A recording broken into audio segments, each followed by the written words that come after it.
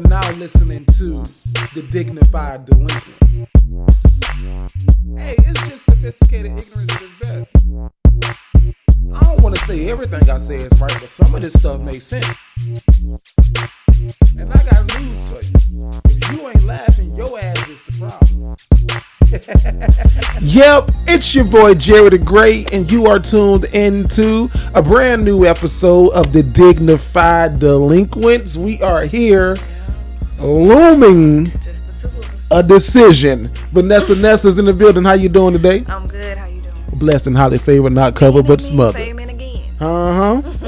Vasco is not with us this week. He is taking a day off, a well-needed day off. I know last time I said that the people never came. Hey, but I mean it this time. He seriously is celebrating today. So shout out to Vasco. And I am. Me today about our past hosts actually. So. What they said, if you don't mind me asking. Oh no, it's another podcast. Just asked what happened to our old castmates. What'd you say? I just said they decided to part ways. Yeah. Was it a podcast that I know? I've been to? I'm not sure. Probably not then. Factual podcast in Jacksonville. Shout out to Factual Podcast. Are they very factual? From what I've listened to, I think they're like guy gossip and drama. Not drama. Sorry, I don't want to make them sound bad. No. Guy gossip? Guy talk. Okay. Don't call it guy gossip. Yeah, I didn't mean that. I was like, wait a minute. Talk. So shout out to them. Shout out to all the great podcasts here locally and nationally, and shout out to Factual for being factual, because that's something that your president is not. Amen. Huh? That's your president. My president is black. My Lambo too. And I be got so we are. It's interesting because we're filming this show a day earlier than we normally would, and we are literally sitting here waiting to find out who's the next president. Who's gonna be the next president? We might not even know when we think we know. Right. My man got a lawsuit going now. He got a couple. We don't even know. And you know what's interesting is that, first of all, shout out to all of the black people in Philadelphia, in Atlanta, in Harrisburg, who in Michigan, who in Wisconsin. Shout out to all y'all in Milwaukee. I see you niggas. Shout out to everybody who got out and voted in those key swing states. Where Trump thought that he had won. He thought that it was easy. He thought this was sweet. Guess what, sir? Your orange head, some of them, you up out. You finna go. You thought, that's what the kids say. You thought. Or in the words of Vasco, say less. Oh, they say that too. They say that too? Vasco one of the kids. Yeah. Hey, But what's crazy is that he won Florida, but Duval, shout out to Duval. Shout out. Biden won here, so I love to see that. And Duval hadn't been blue since like Carter? President Carter, Jimmy Carter in the 80s. I am Which shout out to Duval. Shout out to the real Florida. Duval, Orange County, Harrisburg, Broward, Miami-Dade. Shout out to y'all for somebody for called true. It the Florida Islands. The Florida for staying true and staying blue. And I went out and voted the day of. You went. But day it was really quick here in Duval. I did see something in Montgomery, Alabama. They had a line formed around the courtyard. This was at like 7:30 in the morning. Just trying to show that different voter suppression. I actually talked to my kids about that. We learned about the Electoral College the other day. Oh, nice. So that was interesting to see. It's interesting that you voted early. That's one of the things that, and I didn't know this until I was doing some research and watching different news outlets. So a lot of Trump was encouraging his supporters to vote on election day. He was like, go out on election day, show up in big numbers, and they did. They voted. Some of them voted early, and a lot of them voted on election day. Biden and the Democrats were encouraging their supporters to, participate in mail-in ballots. If you don't feel safe going to the polls, make sure that you do it early. Make sure that you verify that your ballot has been accepted and accounted for, or vote early. Yeah. So what we're in situations like Pennsylvania, and I'm not sure where we are now because we're doing this show, where, Trump had a 700,000 lead, and now that thing that got crunched on down by 93. Come on, Biden, run that thing on down. And now he having a news conference tonight saying we still in that the mail-in system is corrupt. The voting system is screwed. They just That's just overnight, just I won by a lot. thousands, hundreds of thousands of dollars. Okay. He's the only motherfucker who claims some shit that wasn't given to him. It ain't even over yet. They not even done counting. You ain't lost. I won Michigan. I won Minnesota. No, he didn't. No, sir. But he's claiming that in states like Pennsylvania, states like Georgia, states like North Carolina, Arizona, and Nevada. But in the states that he's winning, or everything's good. It's fine. Yeah. We had great turnout in Florida. Like, no, people still did mail-in ballot. But what happened in Pennsylvania is that Republicans in the Senate voted that, listen, yeah, y'all can take mail-in ballots, but first things first, y'all can only start counting, when y'all start counting y'all election ballots, you have to start with day of ballots. So that day of, you got to count those first. And that's what they did. They had record turnout, and they were counting those day of ballots, which gave Trump a nice size lead. But then once they started counting those mail-ins, those, early voting ballots, that's when we see that lead crunching. And the same thing in the state of Georgia. So that one thing that he was talking about that I thought was interesting, I would like to know more about, was that they wanted to have, Trump's administration wanted to have observers around whenever they were counting the ballots, and Biden's team is not letting them have observers in the room. Trump said that? That's what he just said on his press conference. So Can I, okay, I'm not sure when y'all gonna hear this, but this is what happened. Salud. This is what happened. So you can be an observer because they have cameras in these rooms where you can actually live stream the vote count. You can actually live stream, like while they're in there working. You can go Pennsylvania state.gov, whatever, and you can see it yourself. Oh, okay. And in every election room, there's Republicans and Democrats from both sides whose job is, if someone comes in and there's a ballot where someone didn't circle the name, they put an X through it, they verify, like, okay, we're looking at this ballot together. They obviously put an X through, let's say they put an X through Trump's name. Do you think that they were trying to vote for Trump? Or were they just saying like F Trump? Like, well, let's look at the rest of the ballot. They put X's through everything, like one thing here, one. Okay, so this is obviously what they're voting for. Yeah. So we have to count this ballot as and they this. Count it. And they count that ballot. So for Trump to get on the media, on TV, and say, it's the crooked media, it's the Democrats, it's the big money. And I'm not on Trump's side at all, but some of the points where it's funny because, like, if you listen to 93.3, which is a hip hop station here in Jacksonville, the Biden commercials have like a hip hop beat to it, and they got a catchy jingle and stuff. So it's like they are putting a little bit of money into it, but historically, Democrats don't have a lot of money, so we need those big donors and contributors. Right. I mean, I'm interested to see how it's going to play out. Biden, I'm hoping by the time we wrap tonight, we can say that we got a new president. Now, it's going to be tied up in litigation because I don't think Trump going to let it go easily. But wait, I seen this meme talking about they going to have to drag Trump out the White House like Ellen did Charles, Lord. I saw that. I even seen a little video where they put Trump face on Helen's, and she was like, "Quit it with the bubbles." Oh my God, Christina. But I think that they need to go ahead and back that Uhaul truck on up. They had a pin. What is it called? Pin sake. Save Melina. Somebody don't let her leave the White House with that man. Oh, she. First of all, she needs to go. Yeah, she need to go. I don't know. I'm scared for her, Loki. I'm not scared for her especially after that. It was an incident, and I had to be reminded of that because I was like, no, she looked like she didn't really want to be with Trump. But after like a Black Lives Matter incident, she wore a statement piece, like a jacket, and on the inside of her jacket it said, "Don't ask me, I don't care." It said "I don't care" on the inside of her jacket. Oh. And it was like a statement piece. Like, man, why would you put that jacket on when all of the questions that people gonna ask you about? How do you feel about the black da da da da da? And her jacket was her statement piece. No comment, but your jacket said "I don't care." Yeah. So, fuck her too. Oh. And all them ugly ass kids. That, not me. I did. Jerry the Great said that. At Jerry the Great on Twitter, THA. Fuck her, them ugly ass kids, and Barron. Although he only 15, he in there too.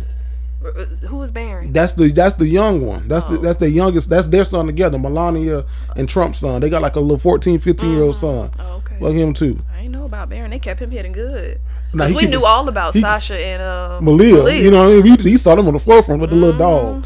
With little that's what I thought. Bo. whatever name you just said. That's Baron. Baron. Nah, That's Baron. their puppy.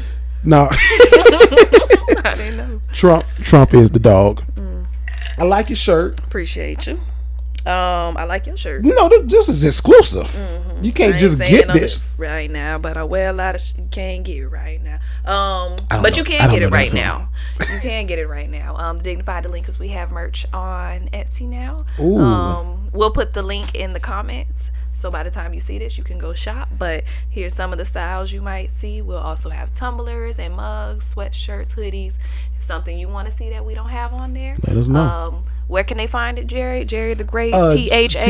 THAGreat.com, okay. Jerry the Great. And if you're listening to this podcast and you can't find the link because you're listening, you can go to bit.ly, that's bit.ly/TDD merch. So that's bit.ly/TDD MERCH. Yes, sir. And if you need a shirt producer, holla at Statement Threads. There you go, sister. Instagram, statement.threads. You better say that one more time. What can they find yet? Instagram, statement.threads if you need custom tees like the one you see here. And since we're making announcements, what is this announcement that we got to make about Thanksgiving? What we doing this year? So this year, we are doing More Than a Delinquent. Ooh. So we are going to partner with some nonprofits here in Jacksonville so that we can adopt families and give back to them for Thanksgiving and for Christmas. They sent us a list pretty much, so it was really easy. We just wrote into them, let them know what we wanted to do. They chose the families for us, and we're just going to get together a list and make sure we do good for those families. And we are challenging, shout out to all any other podcasts, specifically our local ones. Yeah. Nudge not live from the 904 podcast and the factual group, the factual pod, Mimi Talks. You guys, we're challenging you to pick an organization of some kind. Whatever you can do, give back in the community. Wind Down Sunday, I'm calling your ass out too. I know you ain't a podcast, you an Instagram show, but be calling you out too. Make sure that y'all do something. Show. A whole Instagram show. He good though. Wind Down what? Wind Down Sunday. Well, his name is the Beard God on Instagram. Oh. But he does a show called Wind Down Sunday. So I'm calling you out too, good brother. Make sure that y'all get out in these streets this holiday season and give back. That's really what it's about. It don't cost much. Especially if you got a little team with you, you can give back. It don't cost nothing to go downtown and give some stuff out too, or to just volunteer with the group that already is. Yeah. And if you need a group to volunteer with, reach out and we can find you somebody. We're gonna connect you with somebody. I can plug you in. We're gonna put you there with somebody. Now, Vanessa, you shared this thing in our group. We do this content group where we talk about content for the show. And there was a gentleman in there. I don't know if you want to read the status, but he was we ain't got time. I know, right? Because he wrote a book, a novel. Don't be on Facebook writing novels. Because I ain't gonna read it all. I'm just gonna skim it. Then you gonna get mad at me for not reading everything. Like motherfucker. I read the first sentence though got me, and it was basically him saying he's frustrated with seeing young women get pregnant before they've reached their full potential, whatever that might be. So he wrote this long, basically, thesis about how he feels about that. And he mentioned how he works in the entertainment industry, and he was working with a young lady, and she was going to be the lead of his short film, and then she turned up pregnant. And he said that's happened to him, a couple times, and in his personal life and and just in passing on social media and things. So you're in the entertainment industry. What's your take on that? I don't see being in the, so if you're doing certain things in the entertainment industry, of course you probably you want to plan some kind of things out. Like, so if you're a runway model, you don't want to be pregnant walking down the runway.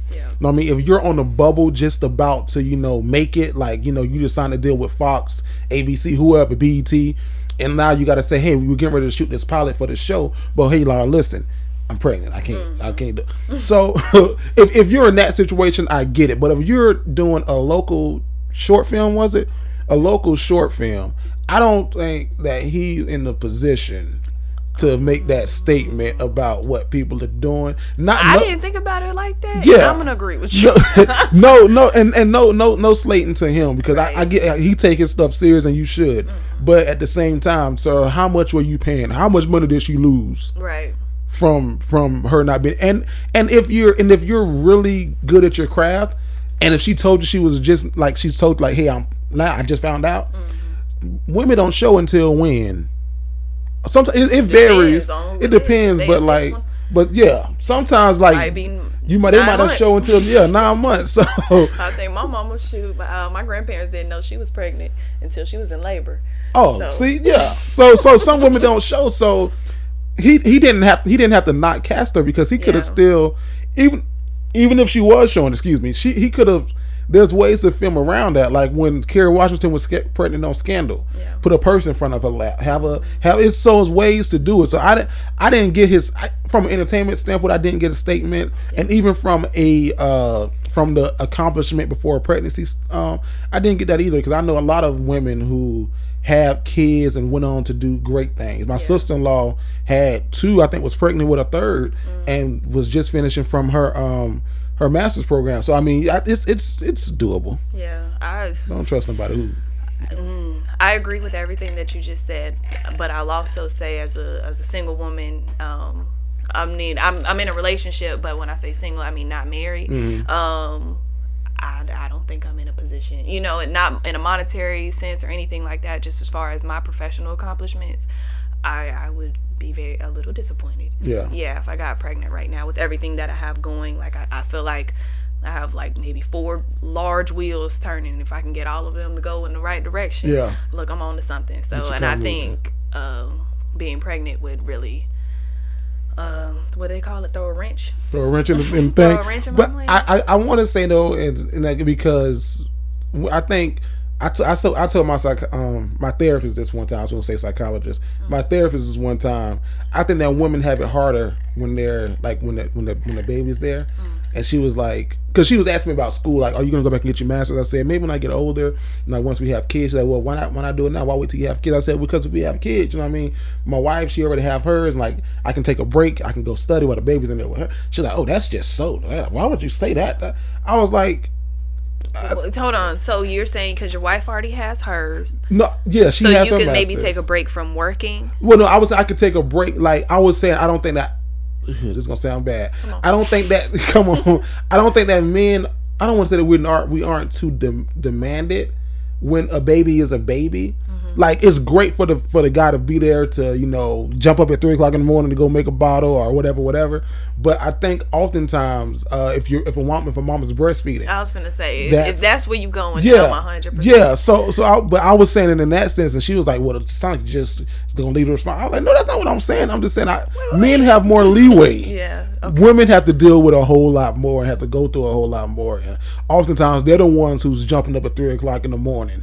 Unfortunately, some men jump up early too. When if you are a single dad, I sleep hard though. Or a dad listening to this and you disagree with what Jerry just said, please comment whenever you watch this. Oh, you can comment. Yes, because I'm curious to hear your side. Me too.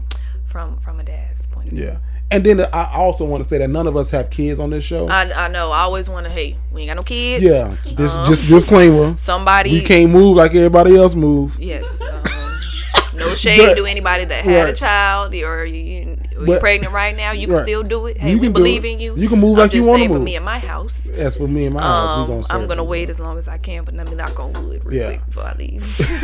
But I was gonna say that too. You never know how you're gonna have to adjust and adapt to a new situation. So like if you have a kid right now, you can probably still do everything that you want to do. It's just gonna be an adaptation. Yeah. So. Or like I was talking to someone about it, and they put it in the perspective like, okay, say they did your short film, and maybe they got a home, and maybe we followed these traditional steps that we should have. Does that mean that person reached their full potential because they have a home and a family now? I don't like it. Your full potential is different to everybody. To some people, that might be it. Yeah. So speaking of, I'm a golf.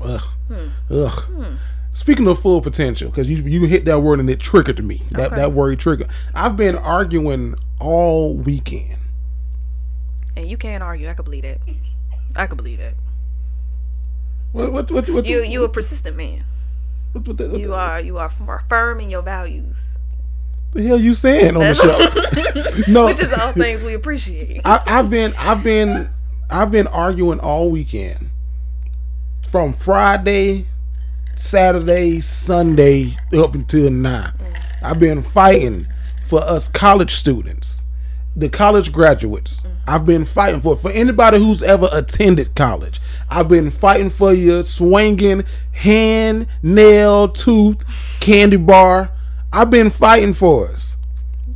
You talking about what I think you're talking about? I don't know. I don't know. I think you're going with the minimum wage. No, not there. Oh, okay. No, not there. But I've been fighting for that. I mean, we gonna swerve back to that. Then. We'll swerve back. Yeah, I'm gonna tell you why we'll circle back I to thought that. Okay. But no, I've been fighting for the chance of sending a person to college, or for planting that seed in someone's head that, you know, like it's doable too. Yeah. Because we were having a conversation about somebody in my family, and he's getting ready to, you know, graduate from high school, and he got accepted into a great program, and he got accepted into a great school for that specific program, 18 months.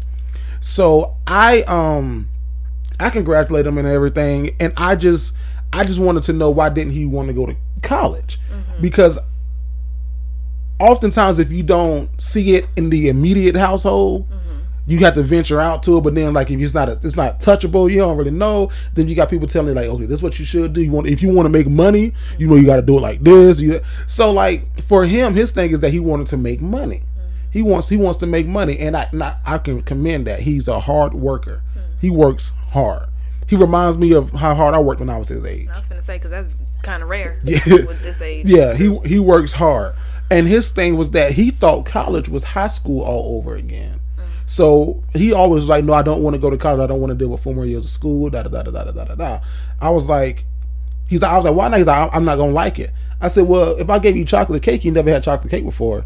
How you gonna know if you don't like it or not? You don't taste it. Like, I just know, Uncle, because I don't want to deal with 4 more years of school. I said, okay, let me just ask you this: college school, what you thinking? Monday through Friday, same teachers, this, that. So I had to explain to him what school was like, and like what college school is like. And I think that was one of his aha moments. Yeah. He was like, "Oh, it's like that. Oh, shoot, da da da da da da da."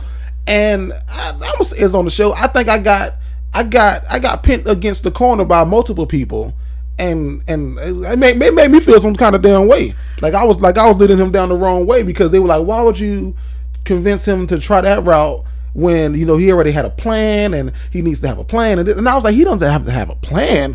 He's 18. Yeah, his plan gonna change 12 times in 12 months. Like, you know what? I was talking with people who were a little bit older than us. So I was like, maybe, like, we're all millennials, but maybe it's some different millennials in the group. Yeah. It's like because they were like, no, why would you tell him that? He's going to go to debt, into debt, and he can just go get a trade, which there's nothing wrong with a trade. But I, in my opinion, I think that everybody should at least sample college. I think. Just get a sample. I don't think, I love. Not everybody. That trade is an option. I love how accessible it is in the because there's some people that I really believe maybe that route works best for you. For sure. But I was talking with my mom one day about, you know, no shade to anybody who has not gone to college, because a lot of people haven't, and they still make it. They make more money than me in most cases. But there's just that. This is just my opinion. Don't come at me. There's just that one little element, I guess, that you get, that it factor that you get from being in college. And my mom was like, polish. And that's exactly what it is. I never thought about that. There's you could put 2 extremely intelligent people, or, you know, well-versed people around each other. But I always feel like you went to school. Or you smart as hell. You just need to go to school and get that polish, because college teaches you so much, outside so much humility, so much, like, depending on your background or whatever. Like, you'll be sitting in the hallway eating lunch. You only got 3 minutes before your next class. Right. You walking from lot Z all the way to campus. Like, there's so many little things that I think build character. That's what it is in college, and you don't get that if you don't go to college. And not that you can't get it anywhere else, you can, but you won't get it like you'll get it at a university, college. Now I went to DSC for 2 years. I called it the 13th grade. No effect. I know. It was great. And it was different because you were an athlete too there. So yeah, well, I love the school. My experience there was, I've talked about it on here a little bit. I played softball my freshman year. I was a walk-on, so then I had to earn my scholarship. I was only one of 2 black girls on the team. Softball is a very, very white-dominated sport, and I love the sport. I love everybody I met there, but you have a lot of undercover racist or like hidden bias and hidden agendas. Like, Trump supporters. Well, we love black people. Yeah, Vanessa, you can come to our house, but then my friend tells me, oh, I can't go to prom with Hakeem because he's a black boy. So like I've heard little things like that. I was supposed to be roommates with 2 girls from Jacksonville. They ended up getting a room without me. They didn't tell me, and I had to find out from the coach like a week before I was supposed to get to the school. Yeah.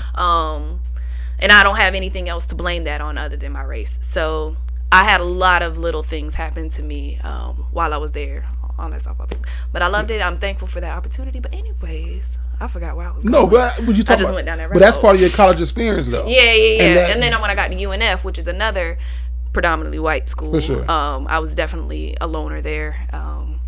It wasn't until I joined Delta that, shout out to the Deltas, that I had anybody in my corner. So. And I think that all of those experiences go into building like who you are today. Because like for me, college here, when I went to JU, I went in $7,000 in the hole. Dang. So it was like, all right, you're gonna need $7,000 to even come back. And at JU, we had this thing even get your degree before the degree. Yeah, I know. Ooh. And we had this thing at JU where it was like at the green ceremony, they would say, look to your left and look to your right. Now, one of you not going to be here. And most places, they just say that shit to scare you. At JU, they meant that shit. Like, nah, somebody ain't going to be able to afford this bit. Yeah. Well, somebody ain't going to be able to pay for that. Yeah, the schools I have went to and teach that is like, look to your left, look to your right. Somebody not going to be there, and it's because they're going to be in an alternative school. Right. Or sent home or something like that. At JU, it's because they ain't going to be able to afford it. But the thing is, what JU taught me was hustle. They're like, okay, I'm already coming down $7,000 behind. How can I get this? Better yet, how can I get them to pay for it for me? Figured it out. Yeah. Figured it out. Yeah. So and that taught me like where I am now. Hustle. Yeah. Like, okay, I'm already my back against the wall. I'm gonna get up out this situation. You're gonna figure it out. So and I'm not throwing shots at anybody's shade or whatever. I just think that if you're a college educated parent, it's almost irresponsible for you to not plant that seed in your kid's head, because no offense to anybody, the white people are doing it. And if you're not a college graduate, it is extremely difficult to get into college. So if you're a parent and you're not a graduate, do whatever you can. Be involved. Pay for their SAT, ACT. Sign their FAFSA. Yes. Like when they come to you the first time. Don't make them come back because that happens. If your credit ain't good, apply for that Parent Plus. They're gonna deny you, but they're gonna give you the kid an extra $1,500. You know what I'm saying? Like. Be stuff helpful, like that. Yeah, because it's very hard to get into college when you're. My mom, if it wasn't for her, I probably wouldn't have went to school because she did all of that, Parent Plus, everything. So I just and this is my last thing. I'm gonna go because we got to go to the next segment in about 2 minutes. But I just don't know, when you were 18 years old, what was your biggest? What did you want? Like, what was your biggest thing? Because the people were making it seem like 18, you shouldn't be knowing what you want to do. You gotta have a plan. And I was like, no, I was just trying to get some coochie and go to prom. Clean my Buick, maybe. Oh yeah, I just cared about sports. I just wanted to play softball. I wanted to make the team. Yeah. I really worried about getting my school paid for. Yeah. Honestly. So I think if you have an 18-year-old, and again, we're no one's parent. Yeah. But just from my experience, when I was 18, I think my major was journalism. Then it switched to business administration. I ended up graduating in English, and now I'm a teacher. So they don't know. They might not know when they're 18. That's cool. My major was psychology. I switched to criminal justice. Well, everybody was criminal justice at one time. You better say it. You don't know what you want to be, criminal justice. and I graduated with a degree in communications from JU. So. If you have young folks in your life and you have an influence on them, and you're a dignified delinquent, I think a big bulk of us are dignified delinquents. You know, we aspire to be great every day. So if you have somebody in your life who you can influence and who you can, put your influence on, and they listen to you, especially with this new generation, because they don't listen.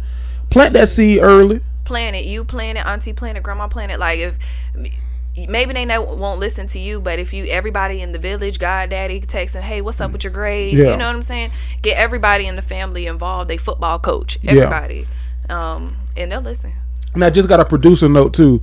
It's not spoon feeding, because that's what people were saying, that we're trying to spoon feed this next generation. And I'm like, no, we just giving them the leg that we didn't have. I think that's what do they even mean by that? What do you mean? What is it? Doing it for them. Trying to, come on, go this way. You should do it this way. But we need to get away from, especially in our community. We talked about this. When you're 18, get out. Yeah, we gotta do away. We gotta with change that. that. Like, take care of the kids. It's the people with money, and I know them. They're allowing their kids to come home to get some of that generational wealth, to just accumulate your own wealth here. You ain't gotta pay nothing. Even just figure it out, or try some new experience. I know my family is going through a little something similar to this. My mom texted me saying, well, me and my older sister saying that my little sister wants to move out, and how she doesn't think she can afford it, and if she moves out, she's going to stop paying her insurance. I said, well, Mama, if you're already paying the insurance on top of her food, water, and lights and stuff, why don't you just give her a little grace period, help her out, let her try it out. 9 times out of 10 we come back home. You know what I'm saying? So I didn't understand that. Why would you just cut off? It's the difference between spoon feeding and dropping gems. Everybody can use a gem every now and then. Drop them gems. But who are we but delinquents? But delinquents in this field trying to get it together. Dignified delinquents trying to figure out. But Vanessa, what's going on this week? Love them or leave them. We do this segment every week. And if you want to send a letter in to us, you can send a letter. Just go to jerrythegreat.com, THA. Click on love them or leave them. Type a letter, full details without putting too many details about your personal self.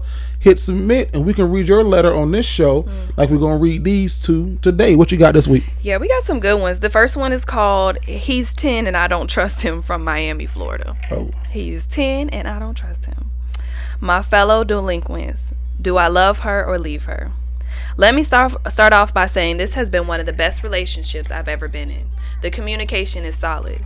The past 3 years, we went through a lot with our families accepting this relationship. Yes, we are a lesbian couple. Her family didn't speak to her for 2 years. We live together now. She helped me when I lived out of my car and through a lot of things that came with 2020. Her and I don't really have issues. It's her son. If she and I ever disagree on anything, it's about our parenting. We don't share our disagreements in front of the kid. I don't trust her son. He's 10 and the little homie is extremely rude, disrespectful, and lies. I come from a strict household where you are expected to listen and respect adults, period. It's most important, and most importantly, it's safe to say that my partner comes from a similar type of household. But when it comes to her son, it's just excuse after excuse after excuse. Point is, all I want is for him to be a good human in society. And all I ask is for good grades, a clean room, and good manners.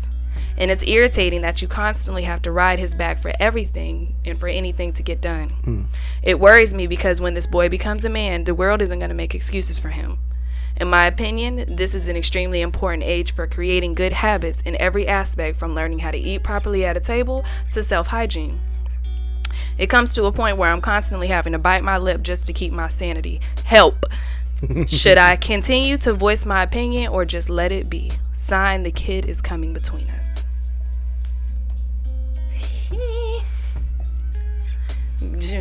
Go ahead. No, I'm gonna let you go. You got first. So, disclaimer again, first time, we don't have children, but this is what was sent to us, so we're gonna talk about it. I commend you for trying to step in and help parent a 10-year-old boy when you are a woman. But as a teacher, I can see how he's going to be combative and go against that. But I'm not mad at you for anything else that you said in the letter. I'm not mad that you come from a strict household and that you expect him to respect you. I think that you should continue to voice your opinion, especially if you project that you and her will continue to be together, because eventually, you are whatever you're associated with. So whether you like it or not, hey, that child is now connected to you. So if he's running a fool in Walmart or in school, now and 10 years from now, that child is going to be connected to you, and that's a bad look on you. So if you can fix it now, I would say keep trying to fix it now. That's my advice. Good luck. I don't know. This one's tough. This is a sticky situation. Anytime it comes with kids. Your kids, yeah. I almost was a stepmama. I'm so glad. I'm so glad. Hey, let us know in the comments if you've ever fell victim to, I don't talk to my baby daddy, or I don't talk to my baby mama like that. If you've ever fell for that trick or that lie, please let me know so I know I'm not alone. I'm going to circle back to you. So, the question was, he's 10 and I don't trust him. Mm-hmm. And this is a lesbian couple, as the letter said. And the 10-year-old is almost coming in between their relationship. Mm-hmm. You know what? I think that kids today are a whole lot smarter than what we were when we were 10, because they have access to more technology information. Babies come out the womb and know how to swipe up. Mm-hmm. So I think that this 10-year-old is purposely coming between y'all, like not on purpose. Not he's trying to break y'all up, but he knows how to play the game. He knows that if you say do something, he can look at his mama, and she gonna be like, well, he ain't gotta. And that is so uncomfortable to be around. Like, if you was a homegirl or homeboy just visiting, or like at a cookout or something, and the kid is bad and the parents don't agree. Yeah. Oh my God. So I think that he knows that his mom's gonna make excuses. Mm-hmm. So Trayvon, go clean room. My mom was trying. Well, he ain't gotta clean it right now, Keisha. He can. Can he finish his food? And what that does is he finish his food. My stomach hurt. Can I go lay down? And then he ain't clean shit. And then what that does is that allows, like, he knows the game now. Mm-hmm. He knows when you come in and say something, he can just look at mama, and then mama gonna come. So that's a conversation that you and her have to have. Yeah. About, like, listen. So in my household, we had a dominant disciplinarian, and it was my mama in our household. It was definitely our mama. She was the one who laid down the hammer, and if daddy had to do it, it was like really bad.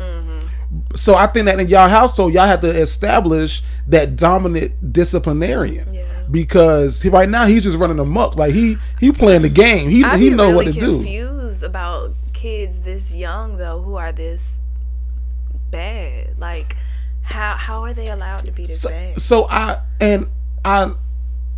thank you for being a frequent delinquent, and I think that I hope that they don't take offense to me saying this, because it's a lesbian couple, but he needs a male figure in his immediate life. I'm not sure if he has one or not, but he needs somebody who will punch him in the chest and it's okay. You know what I mean? Yeah. He needs somebody who will grab him by the back of his neck and be like, "Hey, boy, you heard what the got?" Because that back of the neck though. I got nephews, and I don't know if their parents know this, but like 6, 8, 10. Or this part of the arm. Yeah, their parents don't know this, but I curse my nephews out when they got a line. But sometimes they need that. Yeah. I mean, if you don't get your ass the fuck up, but then he moves when you do that. Yeah. Because his mom is a single mom, so like in his household immediately, he doesn't have a male figure. He has a whole lot of uncles though, who will pop up on him. Oh, so I think that this 10-year-old needs a dominant male. I'm not saying that, I don't know if he does or doesn't, but from this letter, I know a man would have been jacked him up. Yeah. If he is doing this. And I think that you and her need to have a conversation on who's like, okay, first of all, where are we going in this relationship? I'd have been with you for however many years, you trust me around them. I think that, if I'm gonna be the key disciplinarian, allow me to do that. And don't intervene when I'm doing that. Yeah. Cause my whenever my daddy got on us, my mama never jumped in the middle of it. Yeah. And my daddy never jumped in the middle of her. My sister used to save us all the time. My sister used to jump in the middle of it, like, "Don't whoop my sister. Don't whoop." Then you get your ass whooped in my house. Well, you can get some of this suit in. Come on, no. Get her. You can whoop her. No, but that's my advice. I think that you and her need to have a conversation just to figure out where y'all are going with y'all relationship. It's good that y'all are strong and y'all are rooted and found and solid. But I think that kids can sometimes loosen up that foundation, and your roots be loose. Because if you don't fix it now, he about to go into middle school, and he gonna become a a tween. He gonna be real fresh then. Ooh, especially when he get a little hair on his nuts. Ooh, if he a little cute little boy too. Ugh. When that's what they say. When you get hair on your nuts and you start, when your nuts drop, you start smelling yourself. You start getting hair. Oh, he gonna be telling you what the hell to do. Grown today? That's what we tell the kids. Oh, you grown today? You brand new today, huh? Yeah, he gonna be telling y'all what to do. So my advice to you, ma'am, is to definitely, in the words of the old folks, you gotta nip it in the bud right now. Nip it in the bud. Spare the rod. And y'all figure out what y'all gonna do. If y'all gonna be together, you think that it has longevity, marriage, all that good stuff. Have that conversation about what you want to do. Have a real tough conversation. Like, hey, this is what I see. I don't like it. I don't like that being associated with me. Yeah. What are we working to fix it? Because if it's nothing, then slide. Then get in there and tear that ass up. Because that's 8 more years. Okay, so our next letter. She used to be very friendly. California. What's up, Delinquents? I got hip to your show about 2.5 years ago when I lived on the East Coast. I'm a long-time listener, but a first-time writer. We appreciate you. I moved to Cali about a year and some change ago, and I love it out here. On New Year's Eve last year, I was at this party when I seen the finest girl I've ever seen in my life. I figured she was out of my range, so I didn't even attempt to approach her. My homie saw me looking and went over to her and said, "My friend wants to holler at you, but he's shy." She came over, introduced herself, and we hit it off. We even shared a kiss that night when the ball was dropping in the club. Fast forward to when COVID got really real, and they started shutting things down. She was living with a friend in NoHo, and I was living in a place in Soho. I missed seeing her, so I suggested we move in together. It has been amazing. We grew really close during the lockdown and fell deeply in love. She did too, but here's the problem. She used to be very friendly, if you catch my drift. Recently, we went to a friend's kickback, and 4 dudes there were looking at me crazy. She explained to me that she had hooked up with them. One night, we went out to eat, and we had to request a different server because the one we had used to be her oral exchange partner. Well, that's what she called it. I flat out asked her, "How many friends have you had?" She told me upwards of 30. Now, I'm not an insecure dude, but damn. I feel like anywhere we go, there could be someone in the room that she's been friendly with. This is becoming an issue for me. I love her, but what am I supposed to do? That's what friends are for? Oh, it was signed. Oh. Sorry, that make more sense. Shit. Yeah. Well, I on the lowest of keys relate to this letter just a little bit. My number is nowhere near your lady's number. You can divide hers a few times before you reach mine. But I was single. I guess I did have a friendly period.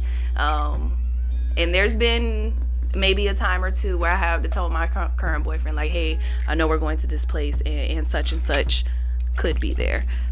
So it hasn't happened where we've been in one setting and 4 different people are all in the same room, him making 5.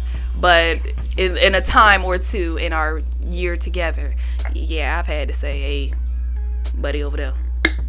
I don't know. Okay. Yeah. So. What's your advice to him here? My advice to him, shit, it is what it is. I mean, you're not going to, I don't think it's justifiable to leave her at this point. Like, y'all go together, y'all in love. And that part, I really, me and my boo, we moved in together during quarantine too. And we really hit things off. And so now we madly in love and all, so all of this I kind of relate to except for the 30. But I'm not trying to each his own. But sorry, dude. Like, this is what it is. What's your number? You should have put that in the letter. Because for men, it's usually like 30 plus. 30 is the starting number. I've heard that many times. Oh. Yeah. Jesus. Well, so say you were in college for 4 years. That makes a difference. Say maybe you went to a school like UCF or Florida or something. You know what I'm saying? Like, yeah. If you had 5, 10 a year. Sometimes dudes Tuesday, Wednesday, Thursday, and then it's just that one off, and they never did it again. Maybe you found, if you from Jacksonville, you found one at Myth on Wednesday, Sweet on Thursday, Pure on Friday, Pure on Saturday, and then Lemon Bar on Sunday. Damn. And that was after the one you found in church at Bethel. So that's your regular. So to the guy that wrote this letter, I'm going to say it from a guy's perspective. I don't think anyone wants to be put in a position where they look stupid, they look dumb, they just out here looking crazy. And it's irresponsible of her to have him at that kickback looking stupid, looking dumb, looking crazy. Because I don't know if women do this, but guys do it all the time where even if we don't care about you, like say me and you whoop the whoop back in the day, right? And it was just that we couple times. You moved on, it's been years. I don't give a damn about, I ain't seen you, ain't heard from you, whatever. Yeah. The moment I see you over there with your new dude, and I'm over here and I used to knock the brakes off. That's exactly how y'all are. But the thing is, like, you probably don't give a damn. You're like, look, your dick was terrible. You're still like this ain't nothing to brag about. But who does care is the guy that you're with, because now he's in this room and there's 4 dudes over there. Like, oh, she used to suck the. To me, it's like y'all haven't communicated enough, in my opinion. Because if y'all live in the same city, there's how do you not know? You know, even if she didn't say, hey, A, B, C, and D are going to be there. Yeah. Like, you know what area y'all going to. If y'all communicated, you know a little bit about her past. So it shouldn't be too big of a surprise. He said, that's why I'm confused a little bit. And I can't read it right now because I don't want to find it. But I know he said NoHo and Soho. And just my little bit of experience is that means North Hollywood and South Hollywood, but I'm not sure. I have no clue how far of a difference those are. In if it's like Jacksonville, you might as well be next door neighbors. I think it could be a little bigger though. What I'm saying, like I think that it could be a little wider. So and then the restaurant would have threw me off a little bit with the waiter and He can't. What you mean he can't bring my Coke to me? I don't want to ever be in a situation where I'm looking stupid. Yeah, me neither. I mean? Like I don't ever want to look dumb. I just say, let me know if we going into a situation. Just give me a little heads up. Yeah. So if I know if somebody, we had a situation where I get mad. I'll talk about it a little bit. It wasn't like that. But we were in Dave and Buster's and it was this girl looking at me and him. And I'm just looking around. I'm looking behind me, like, what is she looking at? Maybe she's looking at my hair. And then I said, do you know that girl? Like, just fucking say hey if you do. Right. And like, neither of them, like, it was really strange. And I was like, baby, next time, just fucking either say hey or tell me that, hey, that girl over there that keeps looking at you. Me and her used to whoop the whoop. Yeah, but I don't think in this. Well, I don't. What he told me in this case, they didn't whoop the whoop, but they used to just talk. Even if they did, like, I'd rather you just say than have this person looking at me crazy. Yeah, now is this an offense to break up? Not an offense. Is this something that they should break up over? No, but y'all, I don't feel like y'all talked enough. If you this surprised, yeah, I will say I had a situation where I was dating a girl long time ago, and we didn't talk enough at first. Where then I started finding out some stuff. And I was like, man, you got me out here. I play football with these niggas. Wait a minute. Hell no. No. Like, that's who they was talking. So I'll tell you a story. So, real quick. And I hope, I ain't going to say no names. So, there was this girl who, she was probably like a couple of grades younger than me. I was in grade school. Like, I was in high school. And my cousin had always told me this story about a girl that he had sex with at a track meet. Like in like one of the porta potties, and he was just like, yeah, cause I used to run this bit down, like at the track meet, kind of be like, and like he was just giving me. I was like, oh, that shit sounds fun. Okay, yeah, I'm excited. So fast forward like a year and some change, I meet this girl on Facebook, and we're just communicating via Facebook. Like I think I'm in maybe 12th grade at the time, and maybe she's like a grade under. So like we're like a couple of grades, like 10th grade. So we're communicating on Facebook. And like we ended up getting like hanging out, getting together, whooping a few times, and then like hanging out more and more and more. I was like, oh, this shit cool as hell. Like, okay, cool. And then like just doing research, she was like, is so and so your cousin? And I was like, yeah, it's my cousin. My dumb like, yeah, it's my cousin. You want to come to this house? Yeah. She was like, oh, I just used to run track with him or whatever. I was like, oh, okay, yeah. And then I put 2 and 2 together. I asked my cousin, I was like, who the girl was? And then he told me it was her, and I was like, okay, then I got to ask her about it to see if she gonna lie to me. So she was like, no, that's true, but it was this and that, and years ago. I said, all right, we can keep on seeing each other, but we ain't gonna see each other like that. Right. I'm sorry. So in his situation, it's like, wow. not because you did my cousin, but because you did my cousin in the porta potty at the track meet. Now, if you just did my cousin, I ain't never did nothing at school. Yeah. When I was in school. Yeah. I didn't do, or not. I'm out of school. But I went on that type of time. You can't do my cousin, but yeah, to you, sir, I think that it's a question of if you can, how much can you take? Can you go to any more kickbacks and see some of the people that she? I think y'all need to take a pause and have a conversation. Let them move in together. Her name I know, on the list. but obviously they done missed some gaps. You know, they were just maybe infatuated. You know those first couple months when you first started talking to somebody. You know what the sign was that he missed, and it was real subliminal.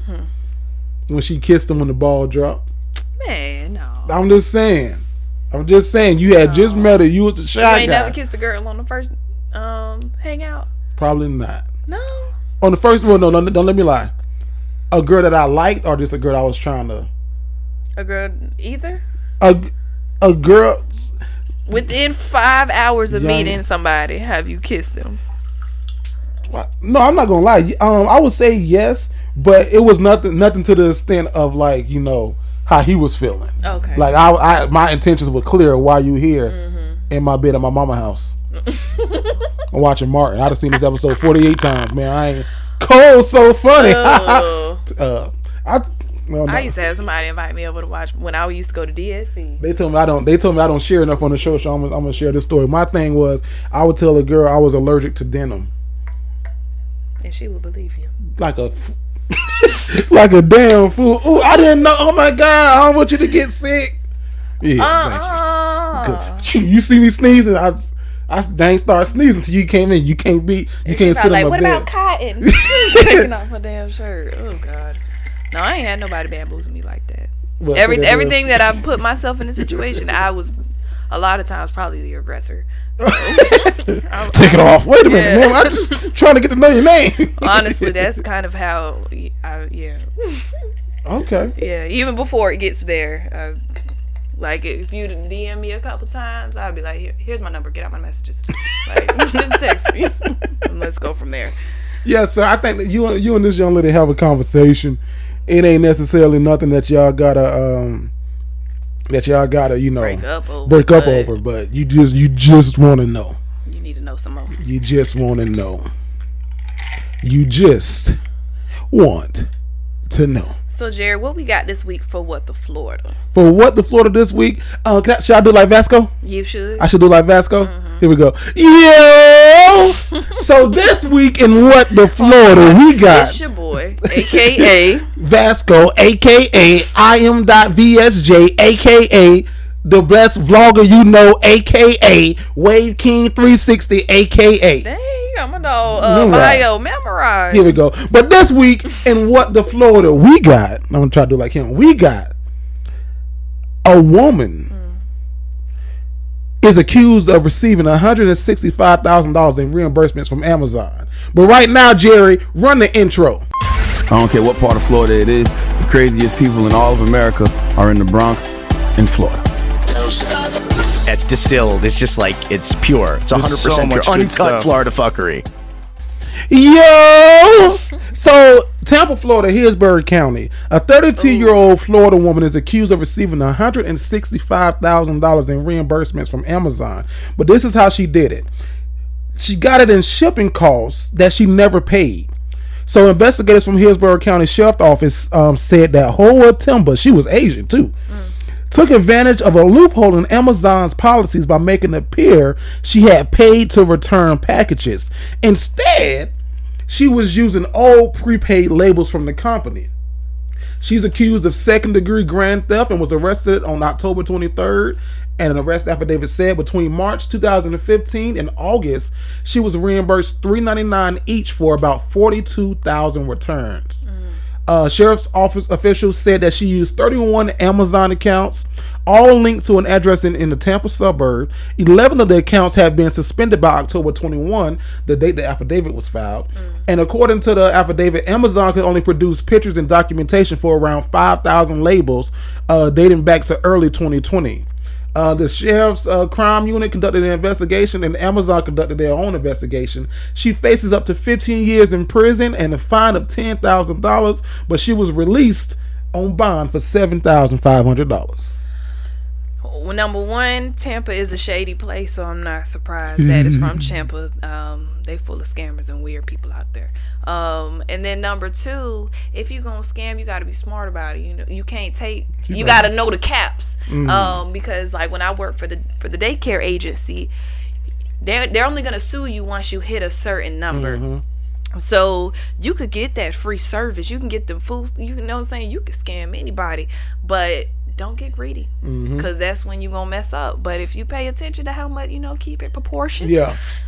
Not that we telling you to do it. Yeah, I ain't telling nobody to do it. I'm just saying you're gonna do it anyway. So you better know how to do it. If the delinquent part of you might get tempted. I know some scammers. So I knew I ain't gonna put nobody out there, but it was a scam back in the day where if you wanted to return something to Walmart and you didn't have a receipt, Walmart gonna take anything back. They'll take it back and they'll give you store credit. Ooh. So people used to go into Walmart, go grab a big ass TV from the TV section, walk to the return area, say like, hey, I want to return this TV. I ain't got the receipt for it. And Walmart would give them the $300 on the card. Yeah.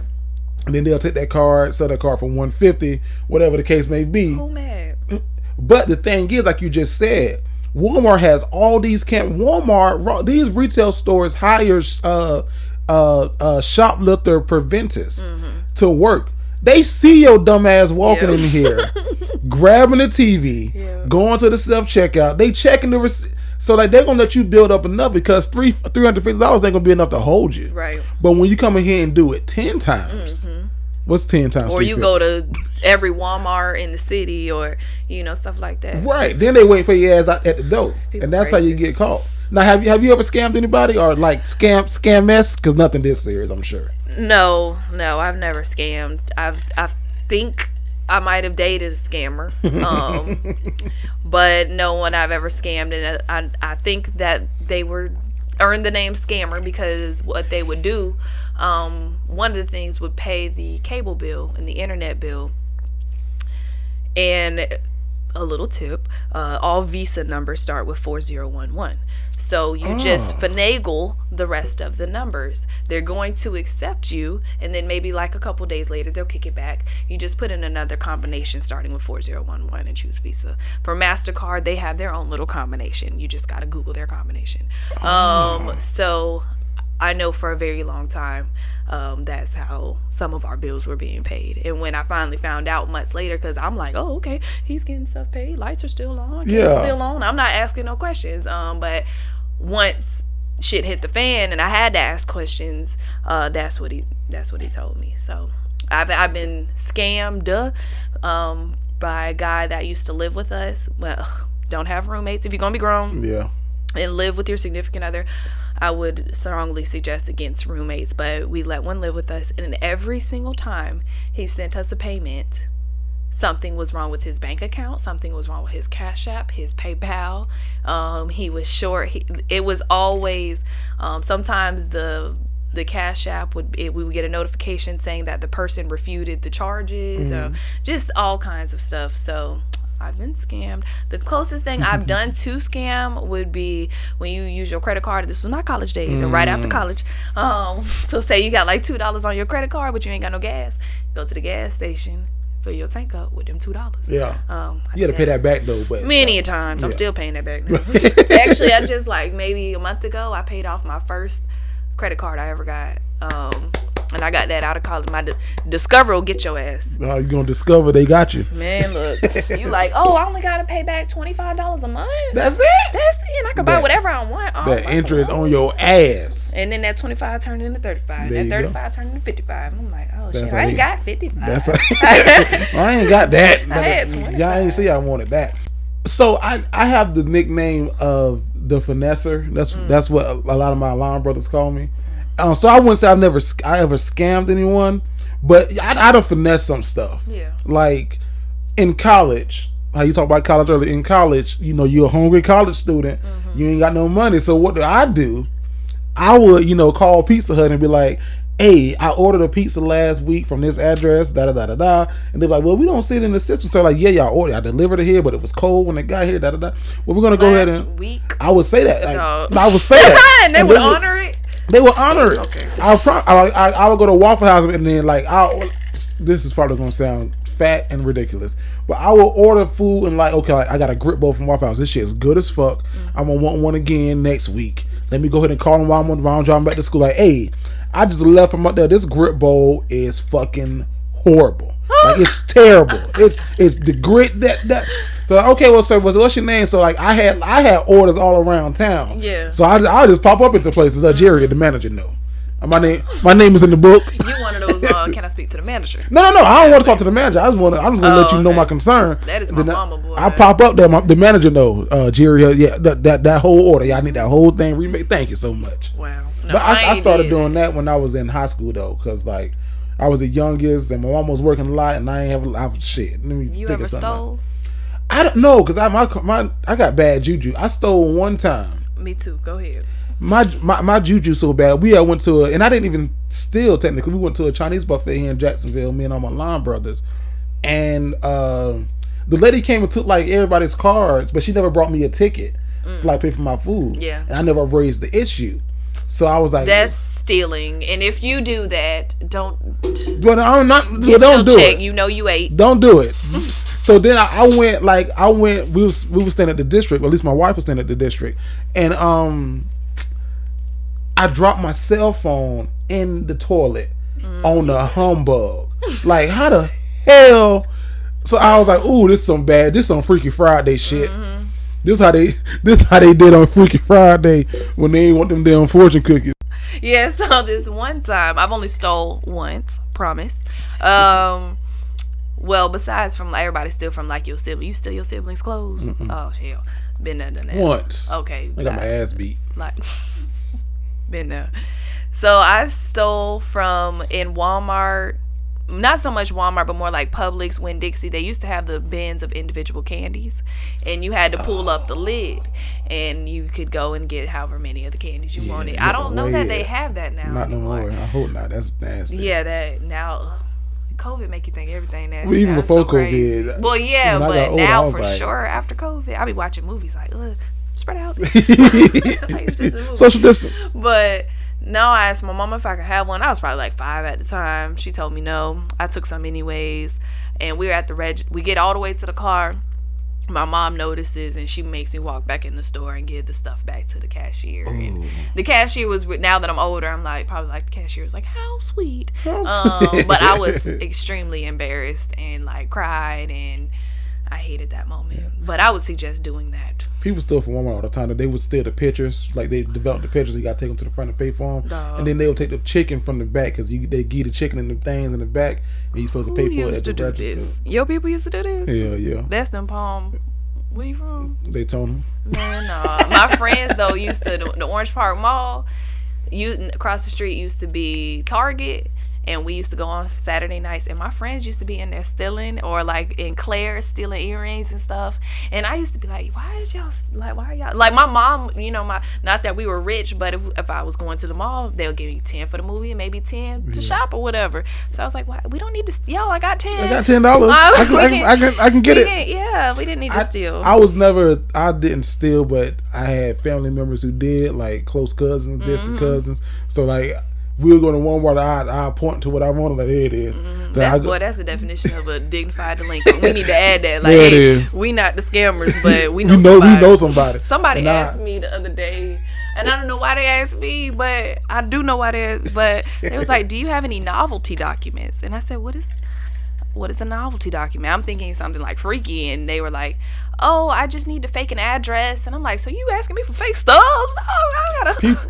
People know I do graphic design. They're like, "Jared, can you update my license for me?" Like, no, nigga, I cannot. Like, for free. I cannot for free.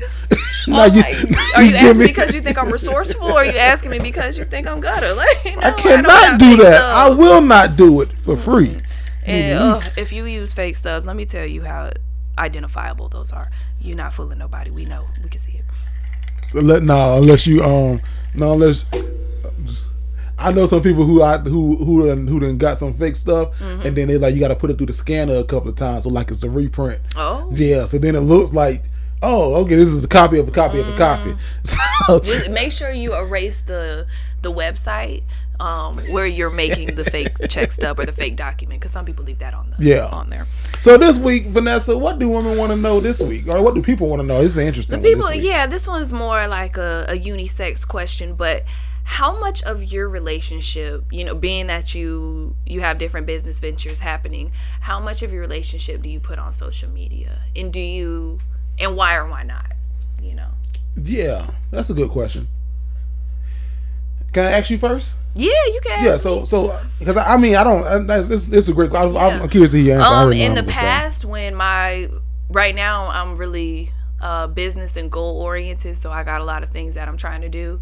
In the past, before that was my mindset, I used to have my significant other all up and down my page, and statuses about them and tweets about them and whatnot. But now, I might put a little glimpse of them, here and there, just so keep people wondering. But I had a talk with my business mentor. Shout out to Jade. And she was like, you gotta keep this image. People have a certain fantasy of you in their mind. The fact that, just speaking for me, I'm a teacher, but I'm attractive, and I dress a certain way during certain times, and I know how to speak for myself and present myself, but I can also get a little ratchet.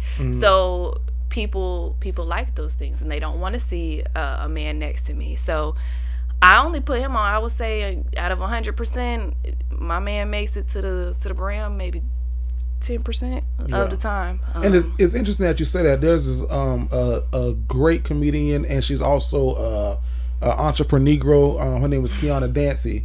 Ooh, shirtable. She was talking to me. She was giving me some advice just about the entertainment industry, and she was like, "Jerry, you're married." She's like, "But your wife is your manager." She's like, "Even if she's not, she is." She's like, "And you're single." She's like, and when y'all go to different places, your wife dresses up real nice, you dress up, and the woman be in your face, and the man gonna be on her face, and they gonna be trying to get, talking to her, but she gonna be talking to him, but all the while beefing you up. Like, so she's like, do a little harmless flirting, da. She's like, and they not knowing that, y'all together in this whole room. So you said y'all get in the car, driving home, and y'all laughing at everything that just happened. And she was giving me that in a broad aspect. Yeah. But to your point, that's exactly true, because it's like if a guy would buy a shirt from you just for 5 minutes of talking to you. And shout out to my people. I love everybody who has bought a shirt. I don't want to ruin those future clients. That'll be like, you ain't got no damn chance with this lady, sir. My shirts are, reasonably priced, only $15. And sometime before I got, on Etsy, I was doing the Cash App method, and I'll tell them, hey, here's your price. They'll send me 50. Here's your price. Send me 65. Yeah. Hey, I ain't trying to show off. And then, I'll send them a message. Do you realize that you? Yeah, I know. Yeah. They just trying to show this, and I ain't mad at you. But there's definitely that layer of it. But then I do believe that there is a innocent, genuine layer of them trying to support a small business. I think that that maybe that's only 30% of their motive. 10. Whatever. But no, a guy would jump in your DMs. Or if we hosted an event and they think that I'm single, I think. Yeah. Well, yeah. But they think that's the conversation starter. We can talk about a shirt. I gotta really buy one. Yeah. Okay, let me go ahead and buy a shirt. And that's a sale for you. Like, okay, thank you, buddy. And then you go, bye. And then but for me, so back in the day, I put I'm talking like high school age, 9th grade, probably to like 12. I put everything on social media, like stupid statuses. And then you go on Facebook now, and it's gonna remind you of every stupid single ass thing that you said. I hate it. Snapchat won't let you forget nobody. I hate it. I was a little adapted to Snapchat, but I used to put everything on Facebook. So like my relationship was on Facebook back in the day, way back when. And I don't know. I just got older, and I realized that there is So one, I don't like everybody in my business.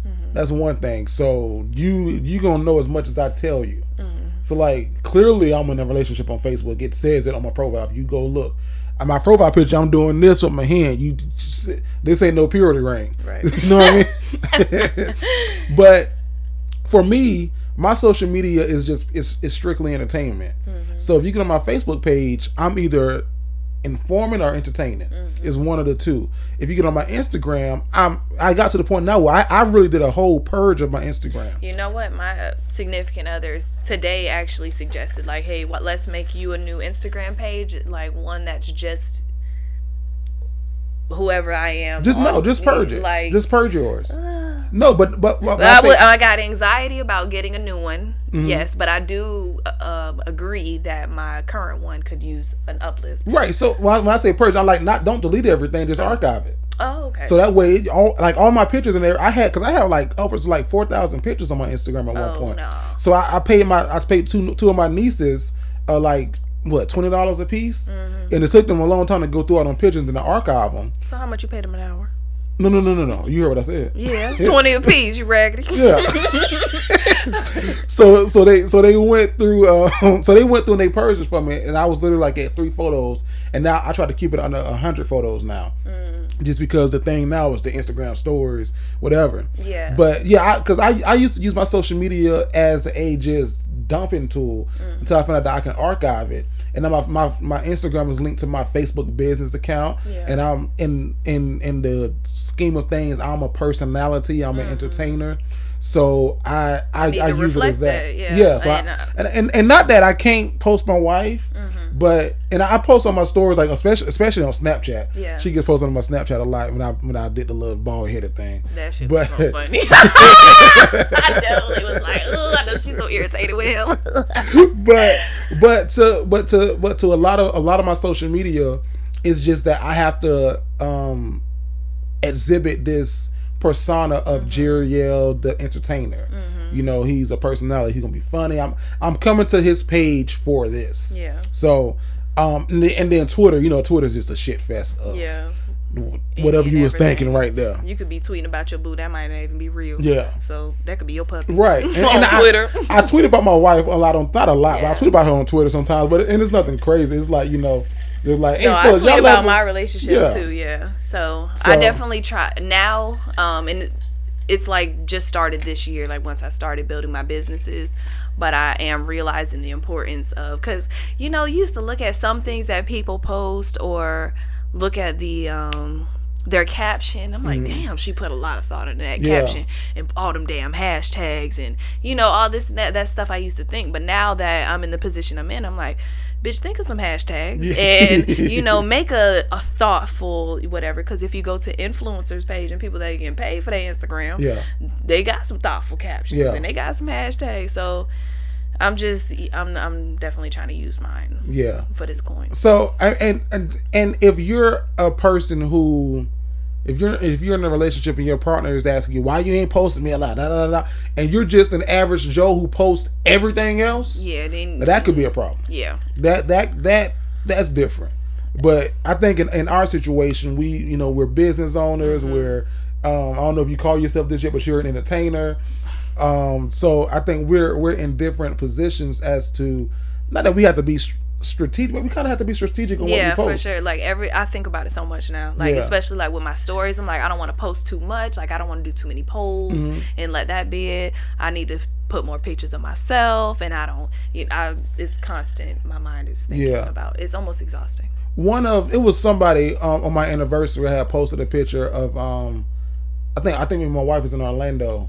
And I don't know what I said, but it was a comment. It was like, "Oh my gosh, Jerry, I didn't know that you were married. Congratulations!" And I was like, "Okay, obviously, we got a house." No, I was like, obviously, you're not on social media like that. That got to be clear. Yeah. Because my wedding was on here. My status changed from in a relationship to engaged to married. Yeah. And like I said, my profile picture is me doing this. Yeah. Like not intentionally. That was just a good ass picture. Yeah. So I was like. I don't get people like that. Yeah. I don't know. And I have a different I'm gonna just to what you said. If you're an average Joe, because I know there's probably a lot of couples that have that conversation. I've probably had that conversation. Like, maybe not. Why don't you post me? But okay, you show everything else in the world. But you ain't showed us. So if you're not using it for business and you're literally posting, your car and your job and your clothes. Your friends, why you can't put your lady? What about your friends or your mans? Why you can't put your mans up there?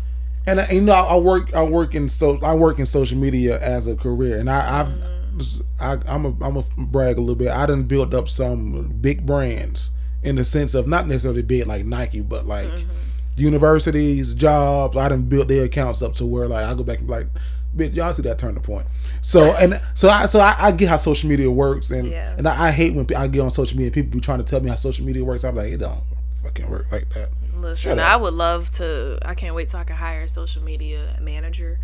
Right now, I got my little sister doing it. Shout out Ash. She manages Statement. Shout out to Ash. So speaking of shout outs, Jerry, what's going on with life? Life, or like my life? Both of them, life, and your life. Tell us about JTG. Ooh, entertainment. JTG. What you got going on over there? So the good thing is we're taking that 1,500 watchers views. Okay. On episode 1. We're working on our effects. Yeah, I was finna about the board. Okay. So, and then we're actually filming episode 2 this weekend. That's why we had to do the show a day early, because we're filming and everything. So I'm excited, man. I think if you enjoyed the pilot, which a lot of people did, the 1,500 people did. The pilot was more so of like putting pieces in place to settle. We finna have a whole earthquake happen. When's the watching party? So we're not gonna do a watch party like we did last time, what you came to. We're gonna do a YouTube premiere. Okay. So everybody will know the premiere date, and I want everybody to come on YouTube like they did last time. We can live comment about life. Okay. While we're watching, so it's gonna be crazy. Maybe we can have a giveaway or something. With like a shirt or something. Maybe. I don't know. Statement Threads gonna sponsor us. Yeah, I would. Speaking of Statement Threads, if you got something you want to throw, because you was all over the first one. Yeah. So if you got something you want to throw, I got you. A little something. And I think your name is actually in the comments, like wardrobe provided by Statement Threads. Hold on, I'm in the credits. You in the credits? Stop playing. I promise to look it up. You in the credits? That's dope. Yeah. So Statement Threads wanted to do. Maybe we should have a little contest in the comments. Maybe Statement Threads wanted to do a TDD shirt. Okay. Dignified. Well, give me a Statement Threads. I got a Dignified Delinquents. We gonna brainstorm something. Yeah. For the premiere of the next episode. Yeah. We're gonna have a giveaway of some kind. Cause you know what happened, and people hit me up, was like, hey Jerry, I had a friend who makes shirts, and they wanted to know if they can make a shirt that said XYZ from the show. I was like, whoa, hold up. I got friends who make shirts too, nigga. Yeah. And if anybody gonna be making some money, it's gonna be us. 6 feet. It's gonna be us. So they wanted a shirt that said, so you advising bitches now? We'll figure something out. Just switch the I with an asterisk. There you go. So you advising just now? So yeah, I hope that everybody tune in to the next episode. And I of course I'll be bigging it up on the show. I tuned into the first. I'm gonna watch the second. There you go. I'm gonna be in them comments trying to win that T-shirt. From Statement Threads. There you go. Now, what's going on in this new segment? Oh, health now. Oh, okay. Oh, health no. Oh, no. You like that? No, boy. Y'all done up and done it. Oh, no. Health no. Boy, y'all done up and done. That's a never. But yes, the educator in me just wanted us to have some kind of educational or like a serious moment in the show. We think we tackled that with Trump and Biden lately. Right. Still ain't got a winner. We've talked a little bit about sex health. Today we're going to talk about mental health just a little bit, specifically different types of anxiety. So I have the 5 major types of anxiety. And I'm just going to read them all for us. And if anything resonates with you, Jerry, let me know. Okay. First, we have generalized anxiety disorder, characterized by chronic anxiety, exaggerated worry, and tension, even when there is little or nothing to provoke it. That's me. Next, we have obsessive compulsive disorder. an anxiety disorder, and is characterized by reoccurrent unwanted thoughts and or repeated behaviors. They might be things like washing your hands, counting, checking, or cleaning things often. This one, a very small bit resonates with me, and I'll share my little OCD when we get done. Next is a panic disorder. This disorder is characterized by unexpected or repeated episodes of intense fear accompanied by physical symptoms that include chest pain. So this one is more physiological. I've been there though. I don't think I've been there, but we're going to keep going. Post-traumatic stress disorder. And I think this is a big one. Also known as PTSD. Yes, I think that people skate over it and think, oh, it doesn't happen. This only people in the military, but it can happen to anybody that's been in a traumatic environment or situation. And that's post-traumatic stress disorder. And then the last one is social phobia or social anxiety disorder. And this one is characterized by an overwhelming anxiety or excessive self-consciousness in everyday social situations. So, Jerry, if any of those resonate with you. One for sure, and then that last one. The last one for sure. Because can you read the first one again? Yes. What was the first one? Exaggerated worry or tension, even when there's nothing to provoke it. Yes, that one for sure. Really? Yeah. Are you sure it's not things that you already maybe should be concerned about, or? Nope. No. Nope. Can you give us an example by chance? So for me, if somebody tags me in a Facebook like a Facebook, and my phone goes off and says so and so tagged you in the post, I'm for no reason. Fuck you, tag me. Like, what's going on? So I literally would go like I had to check it right then, just to see like what I do, what I did, what's going on. And like I get on there and this is a video that somebody tagged me, like, Jerry, this is funny, or like, oh, Jerry, look at these capitals. Or coupon. Yeah. Do you do anything to help you manage that, or how do you recognize when it's happening, and what do you do when it happens? So that's a great question. I don't have. So I went to counseling for maybe like 2 months because I had the panic attack that you talked about. Just because I talked to you off air about what happened, but I literally had the panic attack where I went to the hospital. I thought that I was sick. Like, I don't know. They did a heart scan and everything. So talk about that. And I ended up going to counseling. So I found out ways to, because I was going through a really bad spout of, I'm not sure what it's called, when people think that they're sick, or like they're giving themselves fake diagnoses in their heads. There's a name for it. They give themselves fake diagnoses in their head. So for me, it's like, okay, I got diabetes. My eyes need to be re-examined. When people convince themselves, is it agoraphobia? I don't. That sounds like it could be. Is that when people scared of them small holes? It's no, that's a thing. but I had a crazy, really bad panic attack where I literally, they put me on anxiety medicine for a minute. And how did that? Oh, Munchausen's syndrome. It was when you're. Yes. Oh. Yeah. So I don't take my anxiety medicine. They prescribed it to me. It was like a very small dosage. But we should talk about prescription medication. Yeah. But I went to counseling, and then she literally just taught me that your mind is a whole lot stronger than you think it is. And she kept saying that, like, your mind is a whole lot stronger than you think it is. So whenever because I was at a period, I was having panic attacks. Oh. Like plural. Yeah. Often. Yeah. It was like, how long would you say it was? Maybe, I don't want to say a month, but maybe a couple of weeks.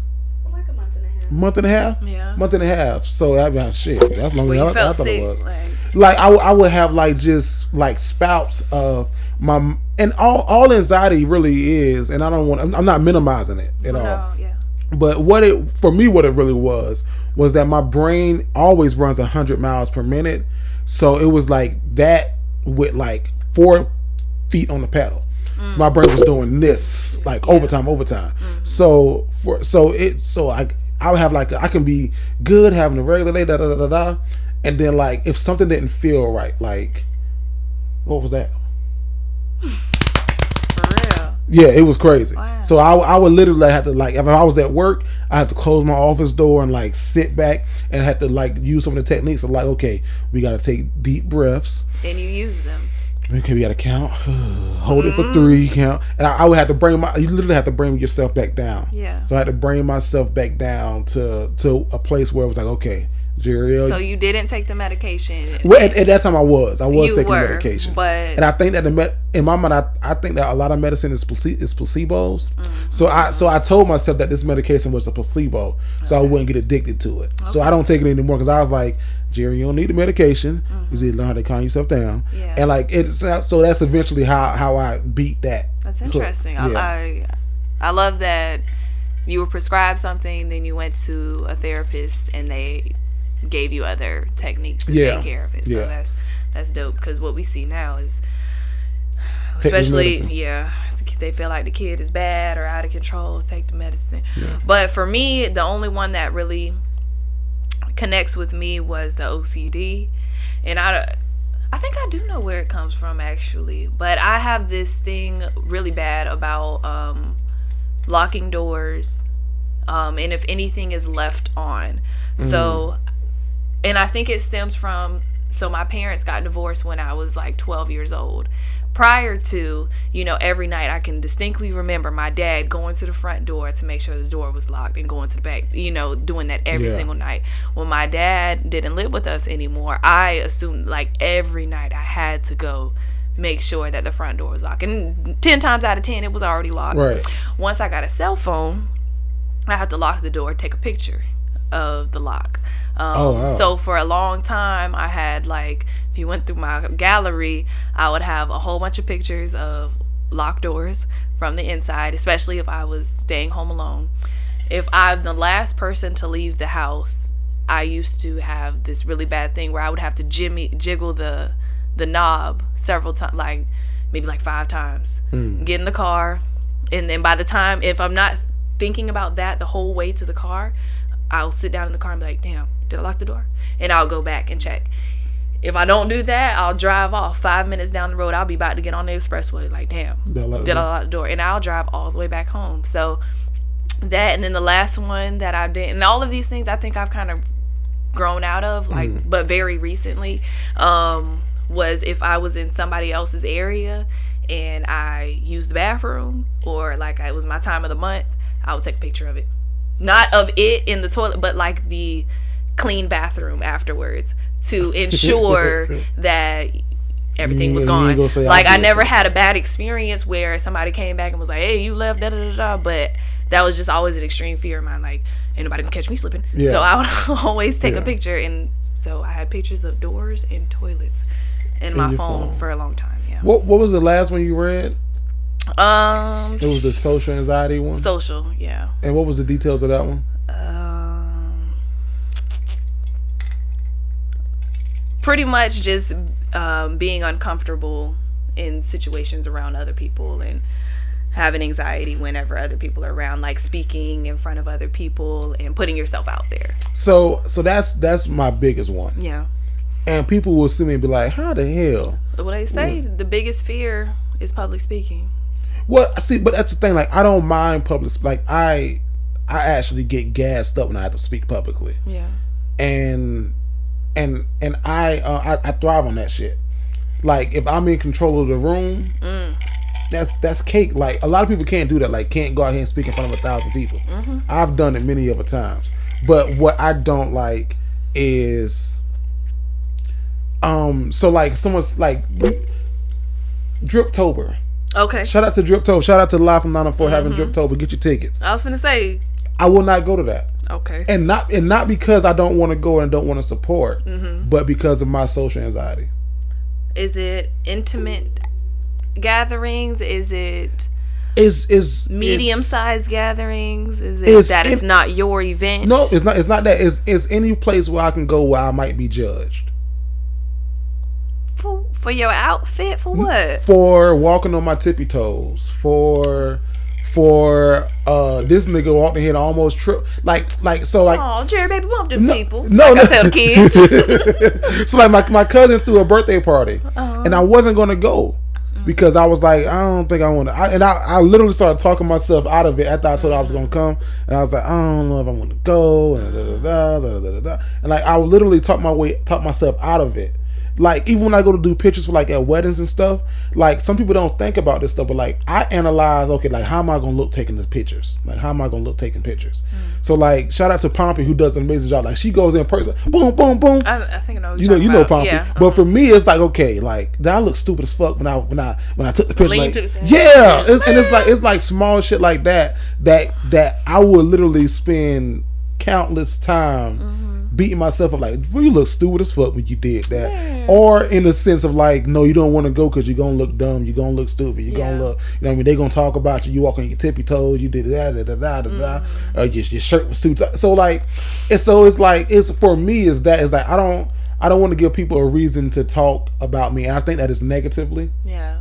So for me, because of that reason, what's crazy is though those situations that we talk ourselves out of, the people who are throwing those occasions are so excited for us to come. Like you saying that reminds me of my line sister. Shout out to Phaedra. I'm sorry, I'm finna talk about you. I know Phaedra. We went to church together back in the day. Listen, her daddy was your deacon. He was a pastor. Okay, yeah. So, R.I.P. But my line sister, she has social anxiety, but at the same time, it's like, sis, I need you here. Like, you know, and not to say that it's about me or us or whatever. It's always about you. But just if it adds comfort at all, when we invite you guys to things, we know y'all have a little anxiety. We got you. Yeah. You know what I'm saying? When you get there, like, you my people, we got you. But the thing, that's how it should be, at least. The flip thing is when I get there. Oh, they don't have you. No. No. But it's like I get there, and like, it's like in my cousin party, I got there, and it's like I walked in, and I was, a little nervous, because like, because I came with a card with a gift. I was the only person who brought that. So now in my mind, like, I'm looking stupid. Like, they got a gift table? No. Oh, okay. But eventually all of that subsided, and I had a pretty good time. So it's like we talk ourselves out of a lot of this stuff, but fear is just false evidence appearing real, and a lot of anxiety is fear of what we thinking it's gonna be. And 9 it's just times like, out of 10, that thing is never gonna happen. Be like that. All them hypothetical conversations you have in your head, you ain't ever gonna have. Nah, I don't think I ever had. Not ever, but I would say, them hypothetical cuss out sessions you have in your head. Like, I'm gonna tell her this. I probably had 5% of those. I had some of those sometimes. Yeah. That don't happen. That fear you have, it ain't real. Yeah. So, but that's great though. I think that a lot of people in our community rather don't acknowledge what those feelings are as anxiety. Yeah. And like, it's been a new wave of that now, of like, okay, you can recognize that this is anxiety. It is a problem, but you can deal with it. So it's not, you're not crazy for having them thoughts and them feelings if you in this same situation. It's a real disorder, disease in some people's cases, but it can be fixed, or it can be. It's all, but the mind is crazy. The mind is stronger. Your mind is stronger than you think it is. But that lady you can talk yourself in or out of anything. Hello, somebody. What can they follow you at on social media? You can follow me on my personal page at Nessa_Mufasa on Instagram and Twitter. Nessa Ness on Facebook. For my businesses, you can follow IG Statement.Threads for my teas and Authentic Educators Inc. for my education. There it is. And it's your boy Jerry the Great. You can follow me on everything at Jerry the Great. THA Great. Make sure that you like, comment, subscribe under this video. This is JTG Entertainment. And if you want to stay up in all the things that we are doing entertainment wise, just follow JTG Entertainment on Instagram, Facebook. JTGENT. JTG, spell out entertainment though. JTG Entertainment. Spell it out on every platform. And Vasco, he'll be back next week, but I am .VSJ. I am .VSJ on all his platforms. We are the Dignified Delinquents, and we out.